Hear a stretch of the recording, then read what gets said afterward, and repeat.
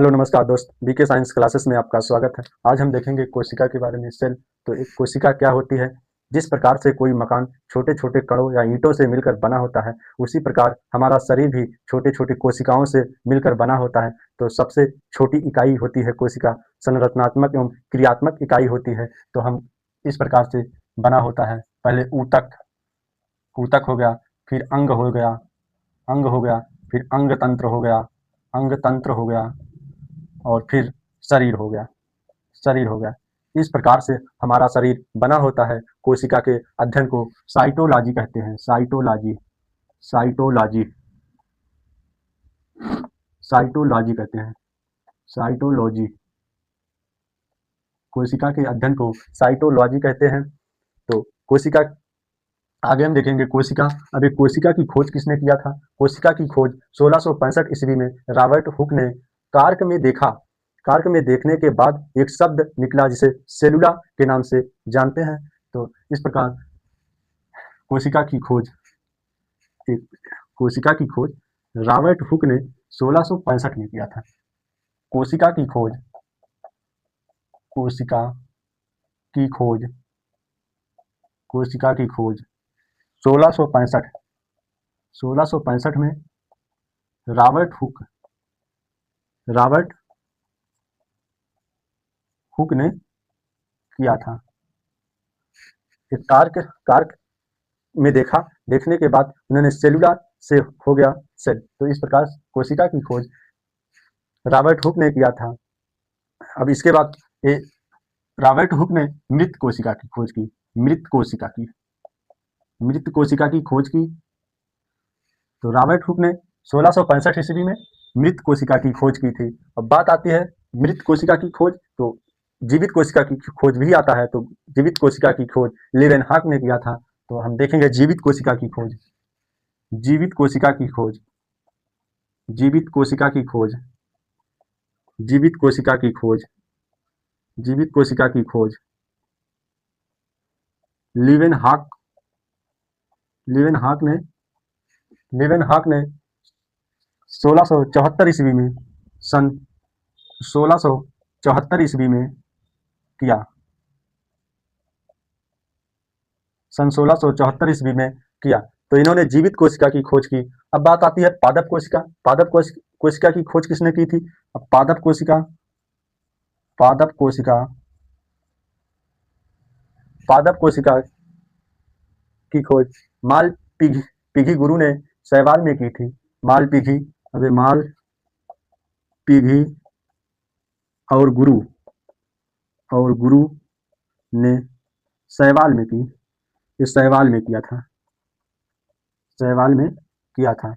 तो इस प्रकार जो मृत कोशिका थी उसकी खोज रॉबर्ट हुक ने किया था 1665 में, और जो जीवित कोशिका थी उसका खोज लीवेनहॉक ने किया था 1674 ईस्वी में, और पादप कोशिका की खोज मालपिघी और गुरु ने शैवाल में किया था। अब देखेंगे कोशिका सिद्धांत। कोशिका सिद्धांत क्या था, आगे देखते हैं। कोशिका सिद्धांत, कोशिका सिद्धांत क्या था? अब देखेंगे कोशिका सिद्धांत। एक कोशिका, कोशिका सिद्धांत, कोशिका सिद्धांत, कोशिका सिद्धांत क्या था? कोशिका सिद्धांत की खोज स्वाडेन एवं स्वान ने की थी। स्लाइडेन एवं स्वान ने किया था। और इस सिद्धांत का रूपांतरण रूडोल्फ बिर्चेल ने किया था। तो हम आगे देखेंगे कोशिका सिद्धांत की खोज, की खोज, खोज स्वीडन, स्वीडन एवं स्वान, स्वान ने किया था। और कोशिका सिद्धांत का रूपांतरण, कोशिका, कोशिका सिद्धांत का, सिद्धांत का रूपांतरण, कोशिका सिद्धांत का रूपांतरण, रूपांतरण किया था रूडोल्फ, रूडोल्फ, रूडोल्फ बिर्ची,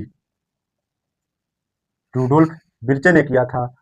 और रूडोल्फ बिर्चे ने कहा कि नई कोशिका का निर्माण पुरानी कोशिका में होता है। तो रुडोल्फ विर्चो ने कहा नई कोशिका का निर्माण, नई कोशिका का निर्माण, नोट पॉइंट में लिखेंगे, नई कोशिका का सिद्धांत, नई कोशिका का सिद्धांत, नई कोशिका का सिद्धांत पुरानी कोशिका में होता है, पुरानी कोशिका कोशिका में होता है, में होता है।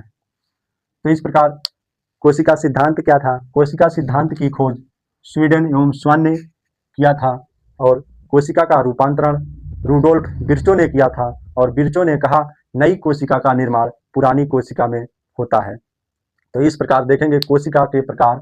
अब कोशिका के प्रकार में देखेंगे, कोशिका दो प्रकार की होती है, एक यूकैरियोटिक कोशिका, एक प्रोकैरियोटिक कोशिका।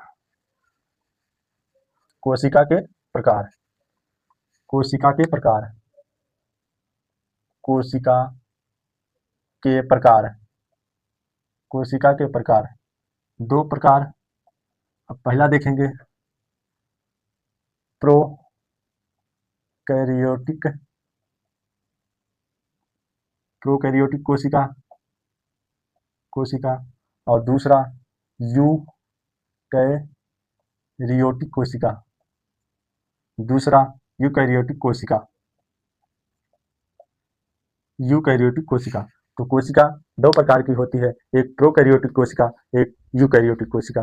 अब एक एक को देखते हैं। तो पहले प्रोकैरियोटिक कोशिका को देखेंगे।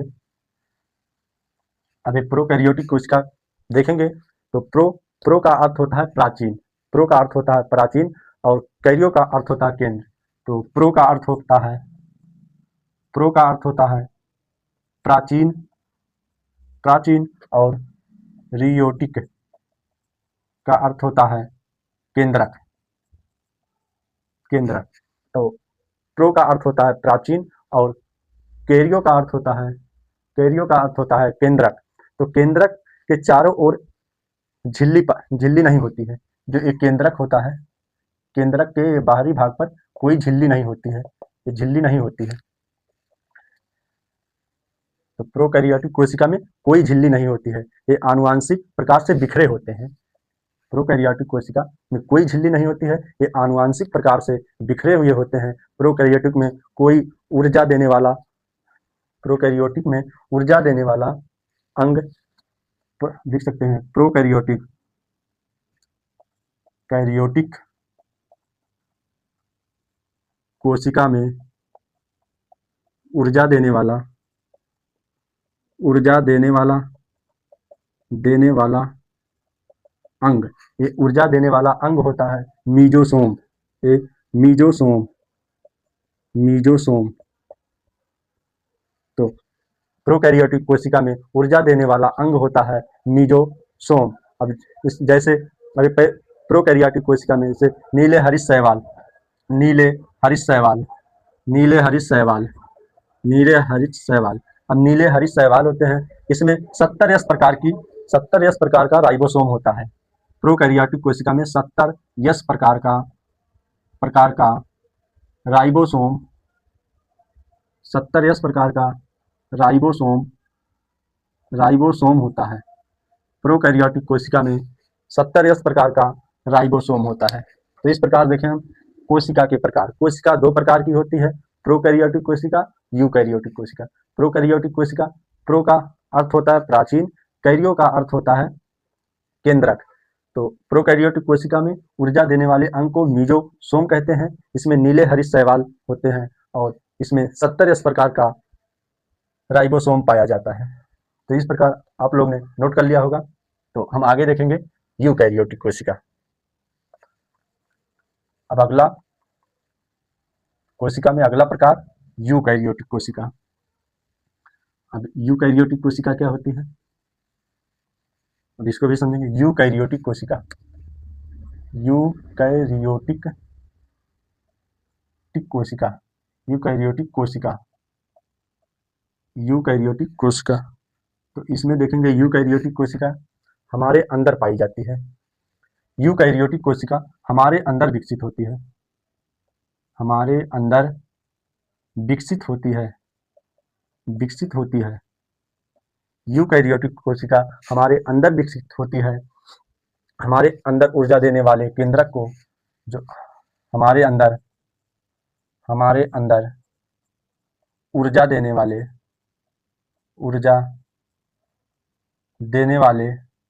हमारे अंदर ऊर्जा देने वाले केंद्रक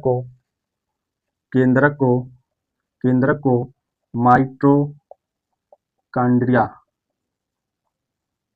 हमारे अंदर ऊर्जा देने वाले केंद्रक को माइटोकॉन्ड्रिया कहते हैं। यूकैरियोटिक कोशिका में यूकैरियोटिक कोशिका में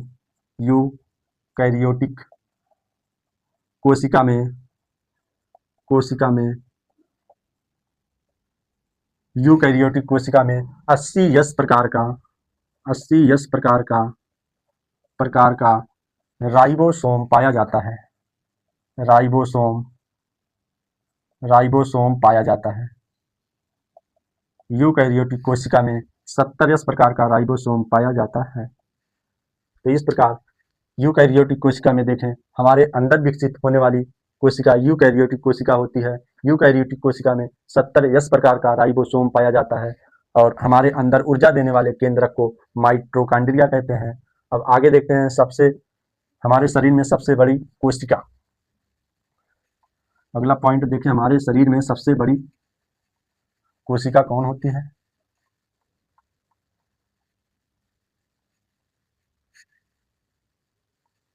अभी अगला देखेंगे पॉइंट बना के देखेंगे। अभी जीव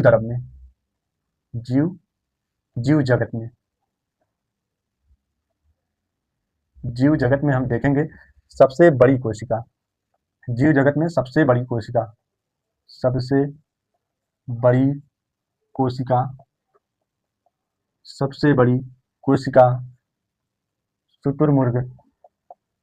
शुतुरमुर्ग का अंडा। ये शुतुरमुर्ग का अंडा हमारे शरीर में सबसे बड़ी कोशिका शुतुरमुर्ग का अंडा होता है। नंबर दूसरा पॉइंट देखेंगे, सबसे छोटी कोशिका सबसे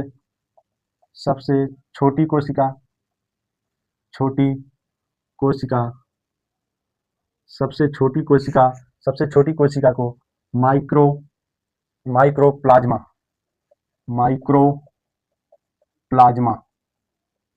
सबसे छोटी कोशिका को माइक्रोप्लाज्मा कहते हैं। अब देखेंगे अगला पॉइंट, सबसे लंबी कोशिका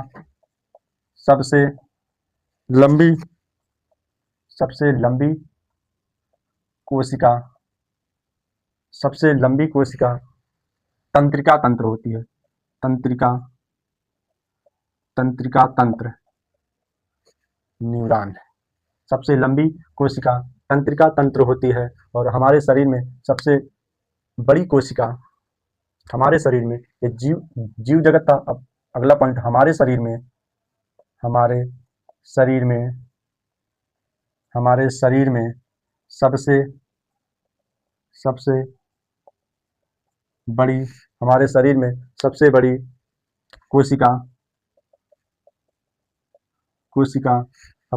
में सबसे बड़ी कोशिका अंडाणु होती है।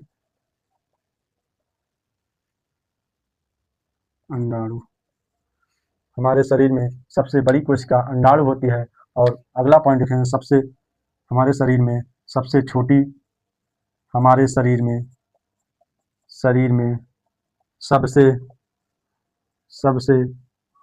छोटी कोशिका शुक्राणु होती है। और सबसे लंबी कोशिका, अगला पॉइंट, सबसे लंबी कोशिका हमारे शरीर में सबसे लंबी कोशिका हमारे शरीर में सबसे लंबी कोशिका तंत्रिका कोशिका होती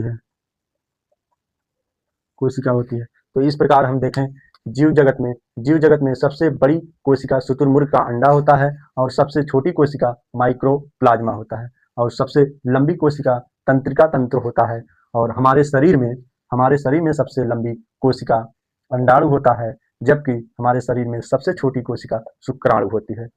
और हमारे शरीर में सबसे लंबी कोशिका तंत्रिका तंत्र होती है। अब देखेंगे दोहरी झिल्ली क्या होती है। जिसके बाद हम देखेंगे दोहरी झिल्ली। तो आप लोग को इतना समझ में आ गया होगा अच्छे से, तो आप लोग नोट कर सकते हैं।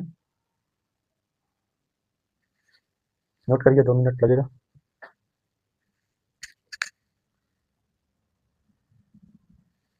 तो आप लोग ने नोट कर लिया होगा। फिर आगे देखते हैं दोहरी झिल्ली किस किस में दोहरी झिल्ली पाई जाती है।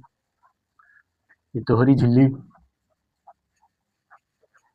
देखेंगे, दोहरी झिल्ली किस किस में मिलती है। दोहरी झिल्ली, अगला देखेंगे दोहरी झिल्ली। दोहरी झिल्ली, अब ये दोहरी झिल्ली किस में पाया जाता है।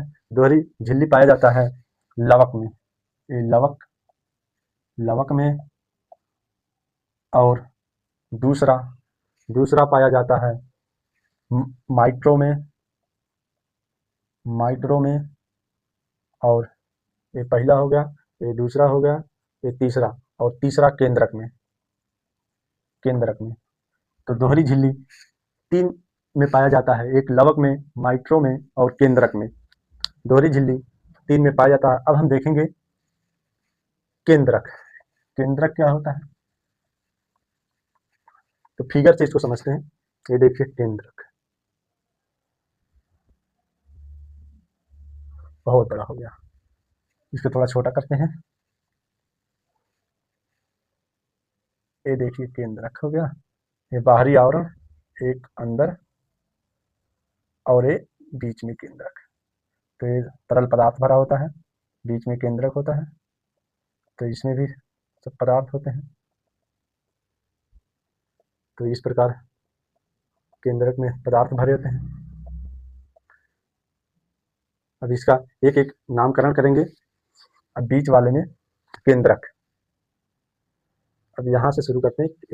ये हो गया केंद्रक। केंद्रक की खोज रॉबर्ट ब्राउन।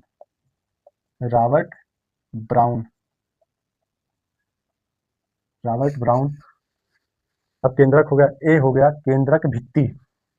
ये हो गया केंद्रक भित्ति।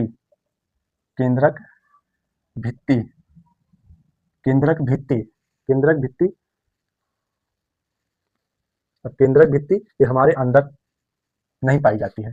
केंद्रक झिल्ली हमारे अंदर नहीं पाई जाती। केंद्रक झिल्ली जो होता है, केंद्रक भित्ति जो होता है, हम लोग के अंदर नहीं पाई जाती, हम लोग के अंदर केंद्रक झिल्ली पाई जाती है। तो अब देखेंगे केंद्रिका। ये बीच वाला भाग केंद्रिका हो गया। अब केंद्रिका की खोज फोंटान ने किया था।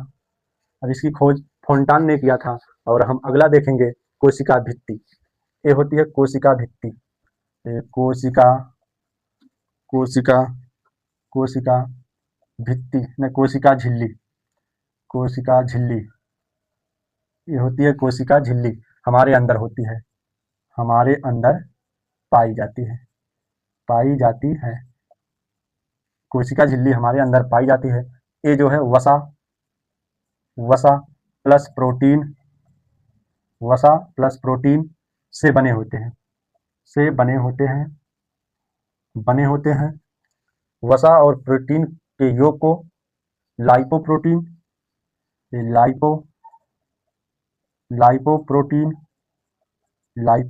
कहते हैं। और आगे देखेंगे ये कोशिका द्रव्य। ये हो गया कोशिका द्रव्य। ये कोशिका द्रव्य। और ये वाला भाग हो गया, ये हो गया कोशिका द्रव। कोशिका द्रव्य और कोशिका द्रव। कोशिका द्रव और कोशिका द्रव, ये दोनों को मिलाकर जीव द्रव्य बनते। दोनों के योग से जीव द्रव्य आप लोग को नहीं दिख रहा होगा, तो ये दोनों के योग को जीव द्रव्य, हम लिख दे रहे हैं जीव द्रव्य।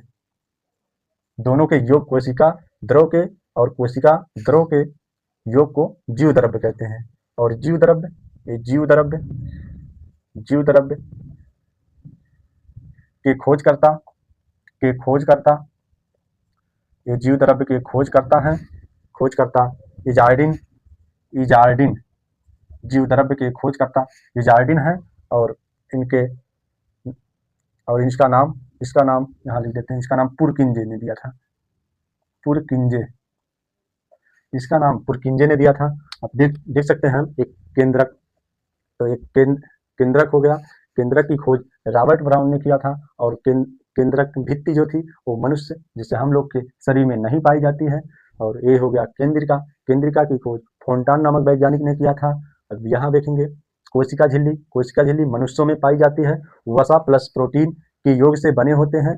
इसके बनने के योग को लाइपोप्रोटीन कहते हैं। और यहाँ कोशिका द्रव और कोशिका द्रव्य के योग से जीव द्रव्य बना है। जीव द्रव्य की खोज करता इजार्डिन है और जीव द्रव्य का नाम देने वाले वैज्ञानिक पुरकिंजे हैं। तो दोस्त, आशा करते हैं आप लोग को कोशिका सेल के बारे में समझ में आया होगा। और हम अगले टॉपिक पे कोशिका के बारे में डिटेल से और विस्तार से भी बात करेंगे। आज के लिए इतना, धन्यवाद दोस्त।